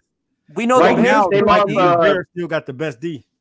Yeah, they lost Don Capers too. So I ain't trying to hear nothing. Yeah, that's just idiotic. The next question here is: do you think Kerryon Johnson will have more yards than Saquon Barkley? Noble. Let's start with you, man. Do you think it's going to happen or not? Man, no. I love Kerryon Johnson, and I've talked with Luke about this, and we talk with J-Mo about this, and talk about you, Mike, about this, and no, man, no way. Kerryon is going to do decent in the season, but you got to understand this, and I'm looking at it from this perspective, guys. Saquon Barkley is the offense, and with the Giants, Kerryon Johnson is split in the backfield. He's splitting carries with somebody, so it's no way Kerryon Johnson will have more yards than Saquon Barkley unless Saquon Barkley gets hurt. But other than that, man, Saquon is the offense now. Odell Beckham is gone, so they're going to be everybody know that Saquon is going to be the focal point of the offense. So if he's healthy and he can stay out there all 16 games, whatever, 17 games, whatever, Saquon Barkley is going to have more yards because he is the offense with the New York Giants. And Kerryon is in a run by committee situation, so it's two different backfields. Luke G, man, what do you think? Do you think he's going to have a better year than Saquon? Nah, I mean, they're trying to take the ball out of Eli's hands. They've already drafted his heir apparent for him to get ghost. And then on top of that, he's going to get more touches in general because they don't have a 2, 3, 4 running back. You know, we got those. We got that type of depth. They're going to ride Saquon Barkley until he can't work no more, the same way Dallas did. The problem with that is this. Do I think the numbers are going to be grossly separating and like, oh, Saquon's here? No. But in terms of it leading, if I'm a betting man and I want to win my money, I would put my money on Saquon having more yards than Kerryon. Now the question of touchdowns might be different. I think Kerryon gonna get more opportunities at that goal line than people think. J-Mo, what's your thoughts on that question? Saquon have more yards than Kerryon or vice versa? No, man, because I mean Saquon is literally Adrian Peterson in his first few years. Adrian Peterson is on the ball. You got Christian Ponder at quarterback. So you can't do nothing but give you the ball. And when you had Odell, that took some pressure off. But now Odell is gone. Golden Tate gonna be out the first 4 games. So you really don't. And Sterling Shepard hurt. You really don't have nobody to go to. So they're gonna try to load the box. I think Saquon is gonna lead the league in touches by any player. I think he's gonna have more touches than any player because he's the entire offense. He's everything for that football team. Mm-hmm. It's just, there's no way. Kerryon has way too much help. I mean, first of all, he has Stafford, so he's going to run less than probably a lot of top running backs in the league. When you have a good quarterback, you don't run as much. Then on top of Stafford, you have receiving core. Then you have a running mate, C.J. Anderson, Zach Zenner, Ty Johnson. I don't see that happening. Absolutely, man. I'm with you. Saquon Barkley is special. They don't have much. They have Eli Manning. They're going to give the ball a lot to him. And if they decide to go to the rookie quarterback, then it's the best friend to a rookie quarterback is Saquon Barkley. He's the best thing for a rookie quarterback. Now, I seen this question, and I thought it was very interesting one. And so I was going to go to something else, but I definitely like this, man. Who would you rather sit next to in a plane, Matthew Stafford or Matt Patricia? Let me jump on this one first. That's an awesome question. And no, this was a great question because I think he would be interested in what I would say. But y'all got to peek off the picture, though. Look how serious Stephen A. Smith looked, though. Like, he looking like, no, answer the question. You can't be kidding. You can't be kidding me. Yeah, it looks so serious. Hey, well, I would sit next to Matt Patricia, man. I feel like he's got so many stories he could tell from football through his younger years. I think it would be great. The guy is very bright-minded, and I would love to pick his brain about defenses, and that's what he's known for is his ability to create these plays and really outsmart people. I think that would be fun. I have a feeling Matthew Stafford be somewhat boring when you talk to him.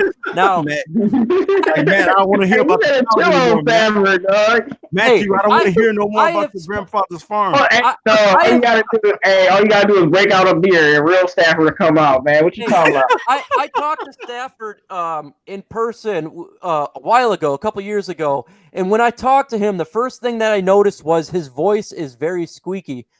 So I think I would have a hard time listening to him. Voice though, low key. And I love Matt. I think he would be somewhat boring, which is a good thing. You don't want some crazy quarterback, but I'd love to talk to Matt Patricia. J-Mo, who would you rather sit next to and have a convo with? All right, look, I'm just gonna say I have to have Matthew Stafford first because then be different. So I'm assuming I met Stafford first. I'm definitely sitting next to Matt Patricia because I know Patricia got that charisma. I know we're going to have fun, man. I know we're going to have fun, man. Patricia, we're going to be laughing and joking, talking about all types of things. I would love to talk to Stafford as well, but, Stafford's more cerebral. He's going to give you straightforward answers, and you have to get him drunk if you want to get a real convo going. But Matt Patricia, man, it'd just be funny. You just know you're going to have a good time with talking to him, man. Absolutely. Noble Sports, man. Who you sitting next to? Man, if I had that option to, Matthew or Matt, who do I want to sit next to today? It's definitely going to be Matt Patricia because, for one, if I'm sitting next to Matthew Stafford, man, we're going to be talking about the farms and the acres that his family owns, the acres that his family owns in Texas and stuff like that. And I don't talk about his Georgia days. Right. I want to be able to bring some Funyuns and some Flaming Hots and sit down with Matt Patricia and a couple Fagos or something like that. really talk some football, man. So Luke, I think Huh? Oh, go ahead. Keep going. Keep going. So I think sitting next to Matt Patricia, man, I can rub off on this guy. This guy rub off on me, man, and we just sit there and eat flaming hots until our fingers just get so red where we just can't see our fingers. Wow. You know what I mean? Dude, look, G, who you sitting next to, man. This is a fun I question. mean, this one's easy for me, man. It's Matthew Stafford, man. First of all, planes are not big, okay? And I'm not trying to be pent up by the wind with nobody big. You know, could you imagine trying to sit there and be comfortable and just watch your little bitty tablet? Meanwhile, you man, we in first class, dog. I'm just saying, you sitting up there struggling, trying to get comfortable to go to sleep, and it's just Matt Patricia, just his whole body just sitting there, beard smell like beard smell like he missing beer nuts and stuff. I think I'm good. I think I'll take Matthew Stafford, you know, and stuff, because I just don't see a reason. I want to get the skinniest person I can find, in my opinion, because them seats ain't big. I'm just gonna be honest with you. So for me, nah, I'm good. I stick next to Stafford, and at the very least, if he wanted to talk about those acres, that's good. And Blue and Silver make a good point. He like, you better have good posture. I ain't got good posture. I slouch way too much listening to Matt Patricia. He liable to cuss me out as soon as he see me hunched over. Like, why are you hunched over? Like, I just wanted to go in my bag, you know. And I would just purposely love to be next to Matthew Stafford. Patricia, he cool though, you know, and Patricia I trust, but it boiled down the weight. Hey man, no, look, I guarantee you, Lou, you're right on that front. But if you sit next to Patricia, y'all talk all night. You sit next to Stafford, you're gonna turn over and go to sleep. Yeah. I'm kind of talking to you, dog. Like, come on, I want to take a nap, bro. You put me to sleep, man. Right. It's true, man. Hey, I have insomnia. He'd probably help me out. Oh man. Man, now you know you wrong. Hey Mo, I'm throwing this next question to you because you've talked a lot about this defense. And when it comes to turnovers, how many turnovers will this defense produce this year? What do you think, man?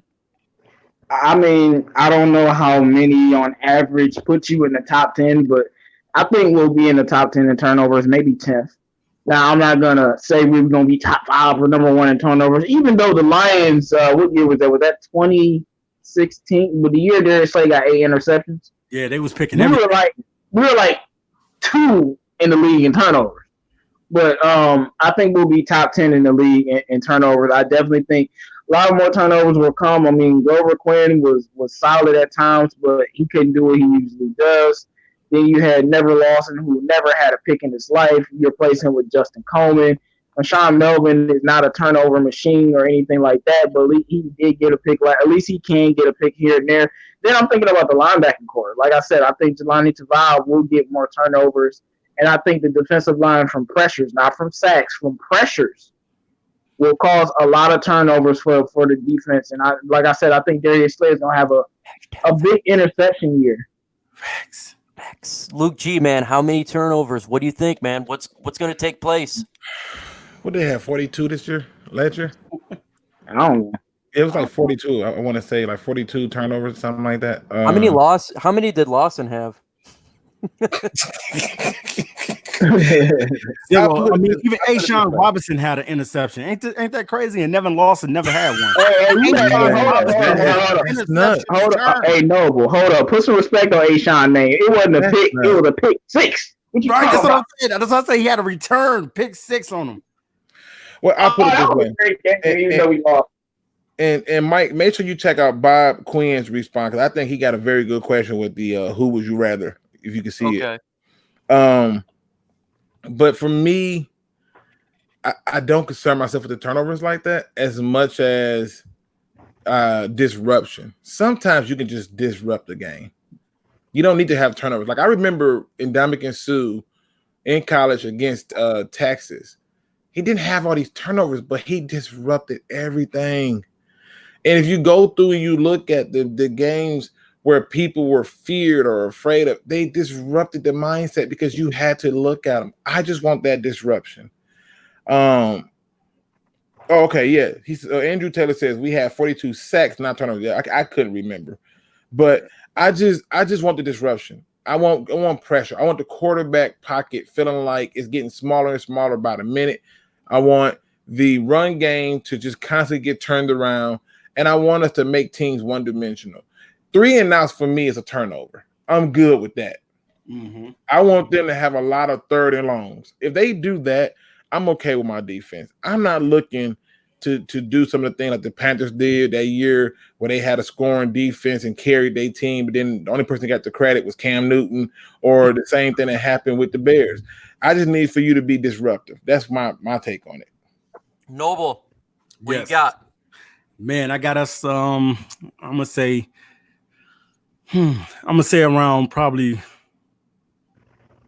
I'm gonna say at least 30 takeaways this season, turnovers for us at least, because I want to see a lot of fumble. I want to see a lot of fumble returns. I want to see. I know. For the record, I think we had 14 last year, so that's double.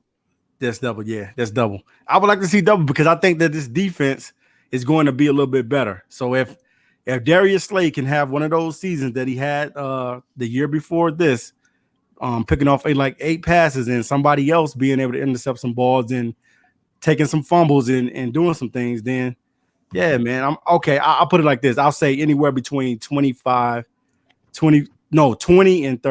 takeaways on the season for the defense. I think that'll be good. Yeah, I think if we got around 20 to 25, that would be really good. It'd be an improvement, and it definitely helps you win football games. Turnovers win games. And I'm just going to jump into this question here. Who would you guys rather have for a trade, Ramsey, Clowney, or Bertano? Now, I'm going to take the guard from Cleveland, Bertano, because I feel like that would be the piece that would make sure that Matthew Stafford can stay upright. To me, that's the number one goal. We got to get that offensive line strong, and our guard position is too flimsy. If we could get him in there, throw him at the guard position, then our depth looks better. You can make a Joe Dalla depth, or you can make a Glasgow a depth, in which I would feel a lot better. Right now, you're making one of these players a starter, and if a guard goes down, our depth behind that is god awful. We seen it last year. He would be the piece that finally solidifies the Great Wall of Detroit, and it'll make Matthew Stafford a lot happier. It'll open up the run game much better, and it'll give us a chance to win that much higher. What do you think, Luke G? Who would you rather trade for? It's the guard. It has to be the guard. I mean, let's be honest here. Dak Prescott looked like he's finna get paid like a boss because he can stay upright. And it ain't got nothing to do with his legs. His legs run him into more trouble than they get him out of it. You know, he got sacked. He led the league in sacks last year. I know, but the thing is, when he actually showed poise and stood behind the line like our quarterback do, I promise you could be so much better. Like people kill me acting like, oh, Aaron Rodgers runs around, Andrew Luck runs around. Yeah, they want to just sit in a clean pocket and deliver the ball. And when Aaron Rodgers can sit in a clean pocket and deliver the ball, it's scarier than him running around. It just is. So for me, hands down, I'm taking that. With Clowney, we're gonna end up having to break the bank. This man talking about he won $100-something million. For what? Mm-hmm. That's insane. And with Ramsey, they already said they don't like bad boys. You know, he finna come in and start cussing out Martha Ford. He gonna go he going to cuss out Rod Wood. He gonna cuss out Bob Quinn. Hey yo, I think you trash. And then he said, didn't he say Stafford was like okay or something like that? Yeah, he was okay. Yeah, I mean, he didn't call him trash. He called some other people trash though. I was saying, he didn't call Stafford trash. He said Stafford was like straight. That's what he said. That's what I'm saying. But I'm saying like I'm just saying I don't see Ramsey being an option because he needs a new contract. Clowney does too. So the guard he makes the most sense. Mm-hmm. Absolutely. J-Mo, who do you got, man? Who are you going to make the trade for? I'm taking Jalen Ramsey because I think that would turn our defense into a Seattle level defense. And when you have a Seattle level defense with a nice offense that could complement, you win a Super Bowl. Yeah. And if you had Darius Slay and Jalen Ramsey, I mean, Stafford, I'm not worried about Stafford getting hurt because the defense is going to be scoring touchdowns all the time. I'm taking Jalen Ramsey. He's 25 years old. He's young. And when I'm thinking about the guard, we can still find a guard. But will you find another Jalen Ramsey, though? And that's what I'm thinking about from this perspective. Let's think about this. Let's kind of play devil's advocate a little bit, right? Just join me, okay? Mm-hmm. Join me on this, J-Mo. Let's say, for example, you can have say Joe Thomas, or say Orlando Pace, or some other great offensive lineman, right? Let's just say you can have Martin from Dallas. or Tyron Smith from Dallas. That's or Martin, right? Any one of those great linemen. Alex Mack, I don't care. Whoever you could think of that you think is the best lineman. And you can have that lineman like right now, or you got to take, say, the best cornerback you could think of. You're taking the cornerback with this team? Well, I don't know about all that. I'm responding to the question, and if it's Jalen Ramsey or that guard, I'm taking Jalen Ramsey. Okay, fair enough. Okay.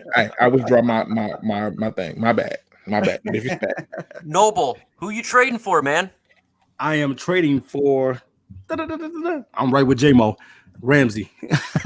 This is the spot that the Lions have been hurting for so many years, and definitely, man, I gotta take Jalen Ramsey. I think Jalen Ramsey would be the right choice for this defense. Having two corners that can make plays out there.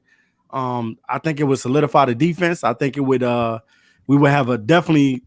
It would be a no-fly zone here. Definitely, you wouldn't be able to throw, and we would be a lot scarier on defense. And I think that's the reason why teams throw a lot of big bombs on us, because we don't have corners.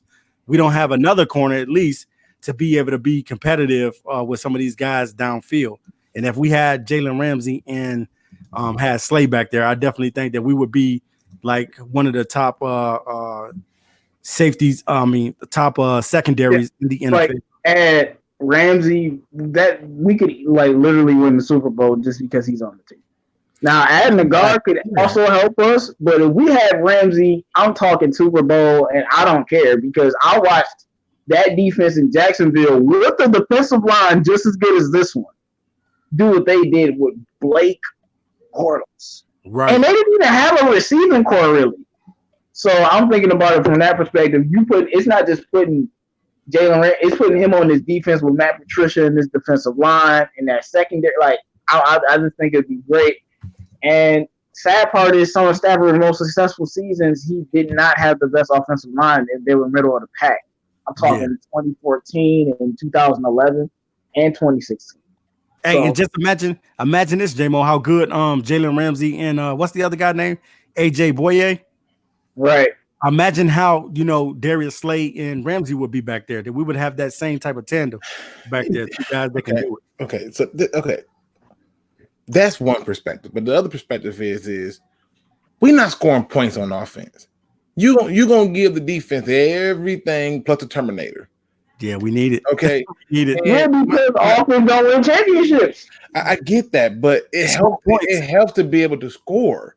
And to me, we will be able to score. We got Stafford. Listen, we have averaged like 20 to 24 points the last couple of seasons. I want to see us kind of take that next step. And I think if you have a line that can do, put it this way, if you were to flip this and throw Stafford, if you were to throw Stafford on the Dallas Cowboys, that's a different team, because he can sit there and throw the ball, then he can turn around and hand it off and get good yardage. I want the guard. I need scoring. I need my quarterback to actually have a season where he can say, I was sacked 15 to 20 times. I'm tired of hearing about him getting his head slammed to the ground, then his shoulder, then his fingers, then his back. I'm tired of it. And for me, going out and getting a guy like Jalen Ramsey would be cool to have it. But look at all the teams who have shut down corners. The Broncos have shut down corners with Talib and Harris. Super Bowl. Right, but they got they recognition from a good pass rush. They got their recognition from that defense, and I get all that. But the thing that I'm looking at is they did not go anywhere past that because their offense was unsustainable. It was unsustainable. You have to have. I just feel like none of them had Stafford, and then Jalen Ramsey is going to give Stafford the ball back, and he'll get even more opportunities to score those points. And sometimes he's going to score himself.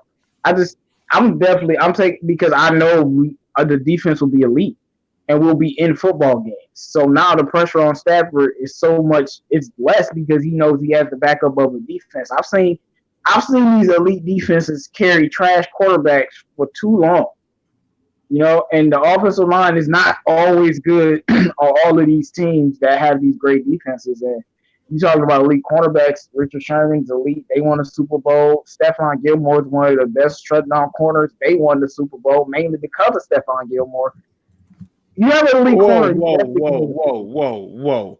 Did you say New England won because of Stephon Gilmore? Is that what you said? Stephon Gilmore could have got MVP.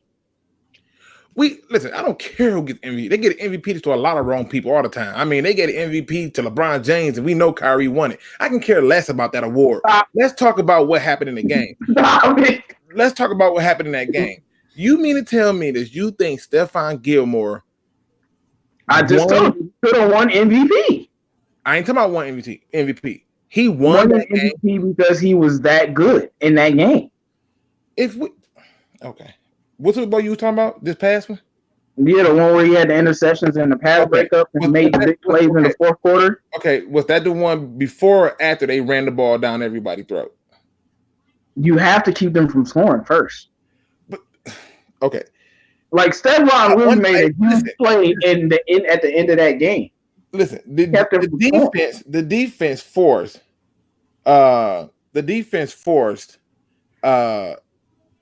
pressure on the quarterback who threw the ball short that Stephon got. Good interception by him, no problem. But for the most part, that game was going to be hinged upon the run game. And Zach, no, I don't got to always be right. I'm just merely making the point. Yeah, that's what I'm saying. Like, he could have won MVP.